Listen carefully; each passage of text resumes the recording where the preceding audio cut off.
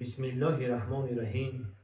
مرحمت به هواپیمای ماه شریفی رمضان. چیپتا رایگان. زمان پرواز 23 مارت. رقم پرواز 1444 هجری. سفر به سوی مغفرت و رازیگی الله.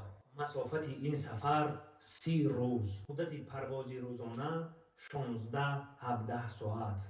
شرط های این سفر: نگاه داشتن چشم از نامحرمان و زبان از غیبت و سخنهای بیهودگویی و همچنین دور بودن از سریال ها و دیگر انواع گناه ها. همه تیار و پیش.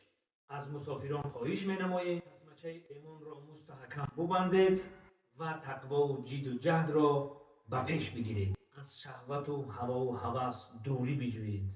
یادرس میکنم راننده ما قرآن کریم، خدمتگران و دعاگویان مسافرین، ملائکه ها. رمضان قریب شد. پروردگارا ما را به این ماه شریف رمضان و این ماه مبارک طاعت و مغفرت را بر ما برسان.